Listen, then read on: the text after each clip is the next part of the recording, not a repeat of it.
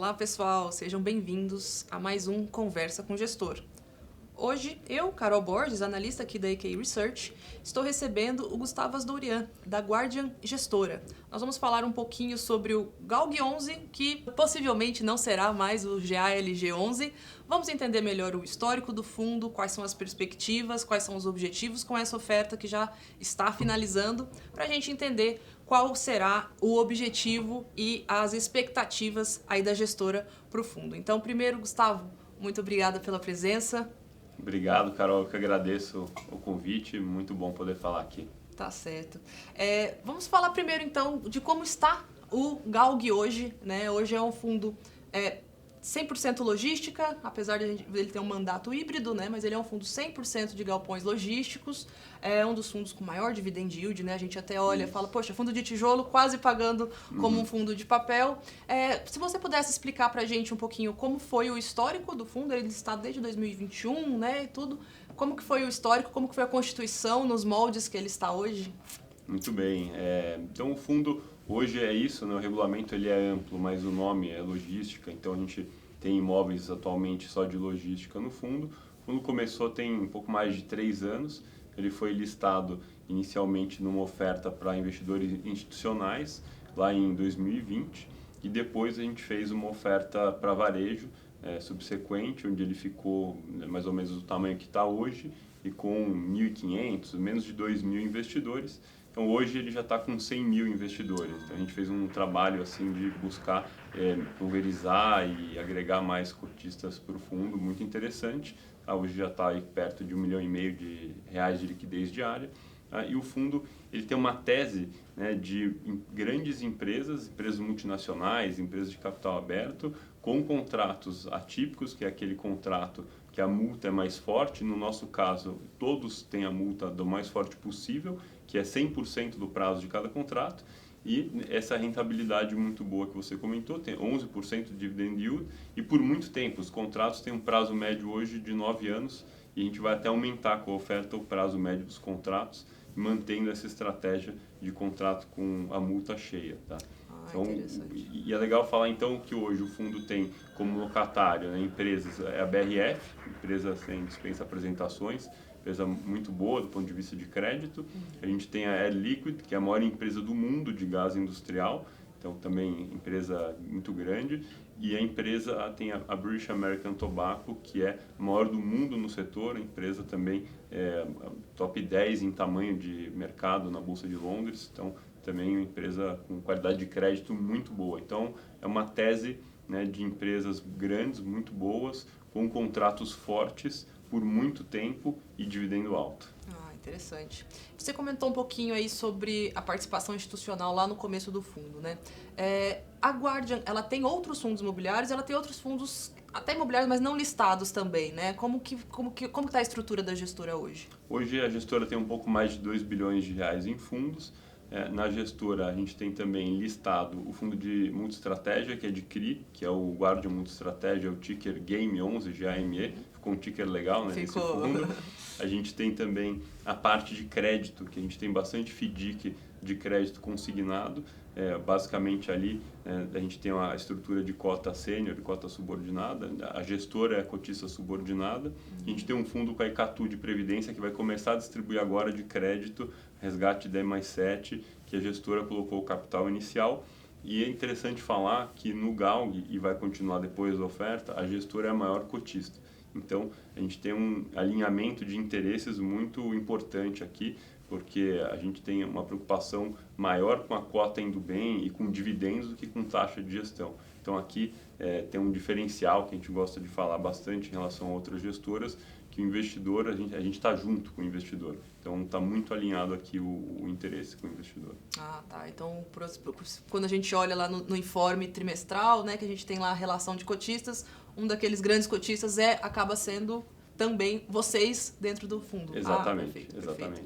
Tá.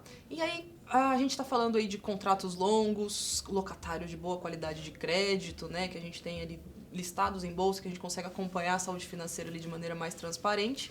E agora vocês estão com uma emissão de cotas tem uma mudança, né? Eu falei, nem vou apresentar muito fundo, porque possivelmente até dezembro vai ser outro fundo completamente diferente.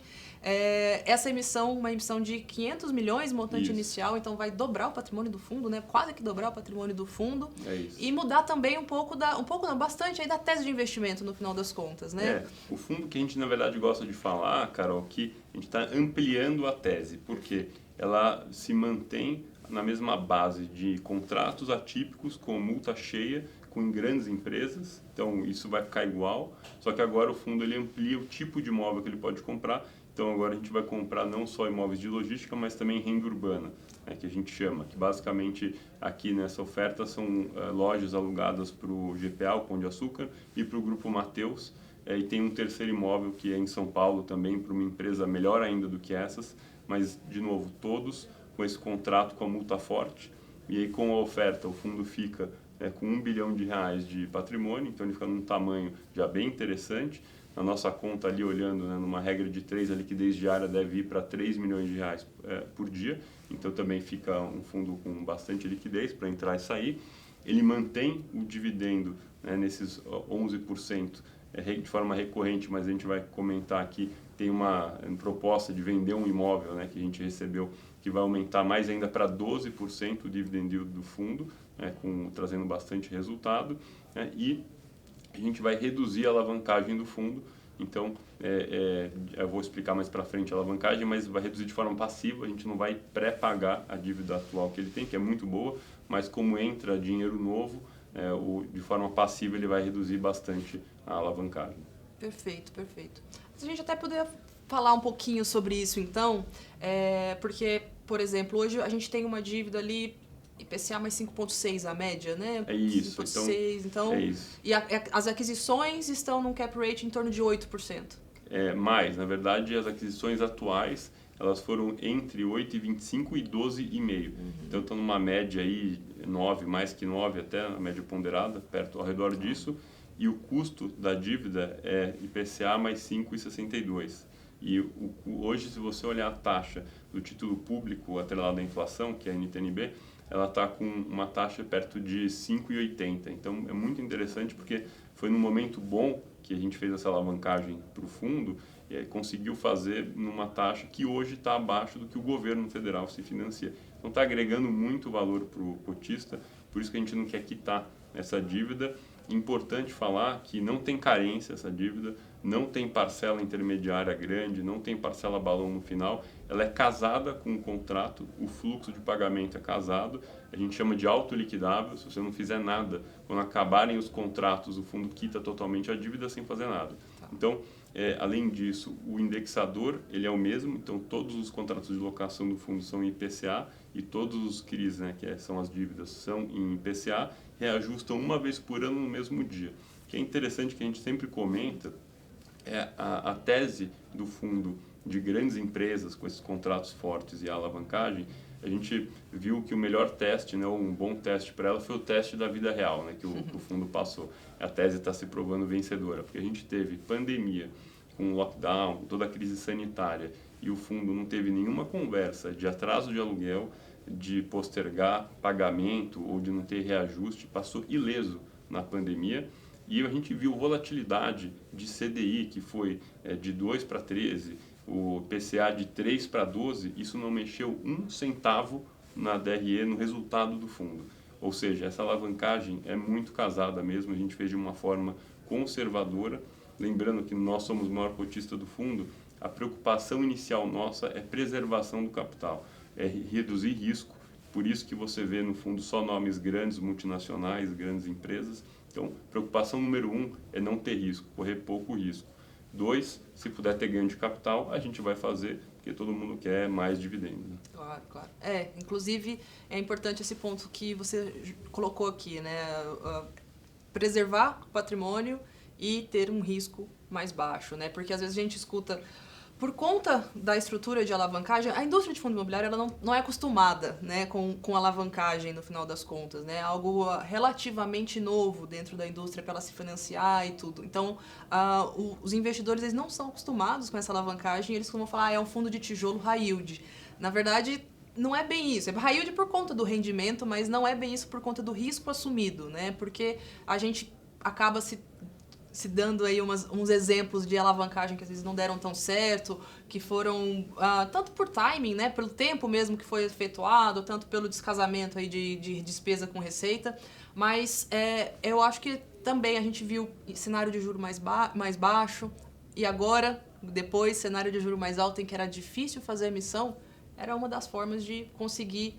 Geralmente isso, né? Você conseguir fazer boas aquisições em momentos em que o mercado está barato, só que você não consegue ter dinheiro em caixa. Então, vamos ver se a indústria vai amadurecendo, né? Para entender que esse tipo de estrutura também pode fazer muito bem para o investidor lá na outra ponta, né? Acho que faz parte do amadurecimento, de conhecermos aí mecanismos diferentes, né? De financiamento, né? É isso, depende de como é feita a alavancagem, com certeza. Então, realmente, né, acho que o investidor, no geral, tem receio de alavancagem, não dá para culpar, porque num país, né, onde a taxa de juros vai de 2 para 3 em 18 meses, você vê muitas empresas em dificuldade e realmente até alguns fundos imobiliários com dívida em CDI tiveram, né, perdas, mas o que a gente fez no formato que o nosso fundo está com essa alavancagem é bem travado, então a gente mostra aqui, né, esses últimos 3 anos que não teve nenhum problema, o fundo é um reloginho de pagamento de dividendo, porque de novo são contratos, né, travados, totalmente casados, então se a gente olhar o dividendo, ele é muito constante aí no histórico inteiro e vai continuar para frente assim. Perfeito, perfeito. E com essa mudança aí de patamar do fundo, essas características se mantêm. Então, essas aquisições são todas também contratos atípicos, com multa de 100% do prazo contratual remanescente. Essa alavancagem ela vai ser diluída, mas também vão ter algumas aquisições nesse mesmo molde, né? Digamos assim, a alavancagem bruta vai aumentar, mas ela vai ser diluída porque o ativo vai aumentar. É basicamente isso também. Isso, então entram ativos, entra caixa e ativos comprados com alavancagem menor ou nenhuma. Tá. Então, na média, essa alavancagem ela vai cair, né, de 42% dos ativos totais hoje para 26%, só que a gente tem, né, a proposta que a gente recebeu para vender o imóvel, um dos imóveis alugados para a BRF, então deve cair mais ainda a alavancagem para perto de 20%, 22%. Então vai ficar bem pouco alavancado o fundo, só que a gente vai conseguir manter o retorno alto em 11%, na verdade vai para 12% agora com o resultado da venda, que a gente espera liquidar, né, no começo do ano que vem, né, a gente está analisando, aceitando, né, a proposta, deve liquidar no começo do ano que vem. Então, o resultado, né, do fundo, a gente vai conseguir por alguns semestres, porque a venda a gente está sendo feita com pagamento espalhado por vários semestres, então de forma a deixar o dividendo mais linear por mais tempo, então pelo menos aí uns 2 anos, e com isso, né, o dividendo deve ficar mais alto. A compra, as aquisições agora que a gente vai fazer, elas vão ser em parte financiadas pelo vendedor, então a gente tem pagamentos a prazo, e aí com isso, mesmo com a alavancagem menor, você consegue ter mais retorno, porque você parcela o pagamento e já tem direito ao aluguel na largada, 100%. Tá? Então, acho que esse é um ponto interessante que a gente conseguiu ali na gestão fazer para ter imóveis, né, com perfil de risco ou um perfil de tijolo com mais valor, porque naturalmente o imóvel de renda urbana ele tem um ponto comercial, ele está em área nobre, né, das cidades, então ele tem um valor agregado maior do que um de logística que está na beira da rodovia, é um pouco diferente, então é um fundo com um perfil de imóvel, né, com mais valor, ele vai ficar um fundo maior, menos alavancado, então a gente até imagina, né, que o retorno exigido do investidor, que hoje está na casa dos 11%, vai ser menor. Então você tem um ganho de capital aí pela estrutura nova do fundo, potencial para acontecer. Então, um outro ponto que é de gestão de venda de imóvel. Agora, com a aquisição de lojas de tamanho menor, né, do que imóveis de logística, a gente vai conseguir fazer, e já está se programando para isso, uma reciclagem de ativos maior com mais recorrência. Então, é mais fácil você encontrar um comprador para uma loja de 30 milhões do que para um galpão de 300. E um outro ponto interessante é que essas lojas todas estão sendo compradas com o cap rate, né, com retorno de 8%, e a gente já estava olhando isso em mercado e até levantou mais formalmente mais de 37 transações públicas com lojas que o Pão de Açúcar aluga ou Extra ou Açaí, ou lojas pernambucanas, para exemplo, sendo vendidas de fundos ou em grandes empresas para pessoas físicas, né, com o retorno, uma taxa aí perto de 6. Então, com muito lucro em relação a esses 8 que o fundo está comprando. Ou seja, a gente já vai começar a trabalhar também, já queremos, tem corretores já contratados, a gente já quer começar a fazer transações no primeiro semestre do ano que vem, para começar a realizar lucro com esse portfólio que entra no fundo. Então, isso é mais um ponto que a gente acha que contribui para um possível ganho de capital, né, da cota, porque vai começar a gerar mais resultado. Então, um trabalho da gestão. E acho que do ponto de vista macro, você também tem a questão de taxa de juros, Selic caindo, e com isso o fundo que está com o dividendo aí perto de 11, talvez deve ir para 12 com esse resultado da venda do outro imóvel, vai ter provavelmente, né, possivelmente um ganho, né, uma apreciação da cota. Então, acho que tem bastante margem de segurança nesse momento, né, para entrar e formar posição, montar posição no fundo. Ah, bacana. Essa proposta recebida aí do imóvel lá da Brasil Foods, a gente estava olhando ali, hoje são, basicamente, a grande parte da receita vem de 3 grandes galpões, né? Isso. E um deles é esse da Brasil Foods. Então, a gente vai ver uma diminuição ainda dessa participação de logística no portfólio. Uhum. E essa proposta, caso aceita, está em fase de diligência e tudo, caso aceita e caso seja consolidado e confirmada a venda, né, a transação, deve gerar aí um retorno, um ganho de capital estimado em quase 11 meses de dividendos atuais do GALG, é isso? O lucro que isso vai gerar é perto de 50 milhões de reais, então nessa ordem de grandeza, tá? E esse lucro, né, a gente vai espalhar ele, né, como eu estava comentando, perto aí de 2 anos, então o fundo ficar bastante tempo com um retorno maior, tá? E isso está dando um retorno mais ou menos de 86% em relação ao capital investido para comprar esse imóvel 3 anos atrás. Então é um retorno muito interessante. De novo, um trabalho lá da gestão, que foi um investimento e agora o desinvestimento de forma bem interessante. E é um trabalho que a gente quer continuar fazendo no fundo, então tem outros ativos lá já com contratos antigos que estão reajustando com inflação, então poderiam gerar ganhos potenciais nessa ordem de grandeza para venda. As lojas, né, como a gente estava comentando, tem também esse potencial, porque já entram com uma gordura boa em relação a essas transações públicas que a gente analisou. E, de novo, né, tem muito material de exemplos de lojas, né, que foram vendidas com preços mais altos. Então, a gente acredita, tem bastante confiança que a gente vai ter mais vendas e mais operações com ganho de capital para o fundo nos próximos meses. Certo. É claro que não é uma estratégia que a gente visa com recorrência, né? Mas é muito importante, né? Faz essa compra em lote, digamos assim, e aí vendo uma oportunidade ou outra, começa a vender individualmente e até consegue esses ganhos não recorrentes aí, que acabam fazendo parte, né? No final das contas, a gente não consegue contar com isso, mas é algo que no final das contas você olha, a gente até consegue ver que pode sim ser parte da estratégia do fundo fazer esse tipo de transação. Teve uma empresa listada que vendeu aproximadamente 20 lojas alugadas para pernambucanas em 2 anos. Então, assim, muito mais do que uma por semestre, por exemplo, né? Falando daquele período que o fundo tem que distribuir os 95% do dividendo. Ou seja, a gente, né, tem bastante confiança que tem muita liquidez nesse tipo de ativo. Então, acho que o fundo vai conseguir ter essa ganho não recorrente, só que recorrente. Exato, exatamente. Isso. Com galpão não dá, né? Com galpão, como que você vai fazer isso, né? Ele tem menos liquidez por natureza, mas também pelo tamanho. Porque achar, né, bolso de 300 milhões é difícil. A gente vê transações menores assim acabam sendo bem mais fáceis, né? Mais líquidas no final das contas. E, inclusive, se você quiser ver a nossa opinião aqui da EK Research a respeito desta 5ª emissão do GALG, que possivelmente virará GARE 11, baixe o nosso relatório, você pode fazer a sua inscrição no nosso site, no link que vai estar na descrição aqui desse vídeo. Além da emissão, da cobertura da emissão do GALG 11, a gente tem toda uma cobertura de fundos tanto logísticos quanto híbridos também. Então a gente soltou, inclusive, há pouco tempo aí a cobertura dos 5 maiores fundos híbridos, que possivelmente na nossa próxima revisão entrará então o GARE 11, como um fundo híbrido aí fazendo parte desses 5 grandes outros fundos. Então, todo esse conteúdo, tanto de fundos imobiliários quanto de ação, análise técnica, você encontra na AK Research. É só fazer seu cadastro gratuito aqui no link que está na descrição do vídeo, tá?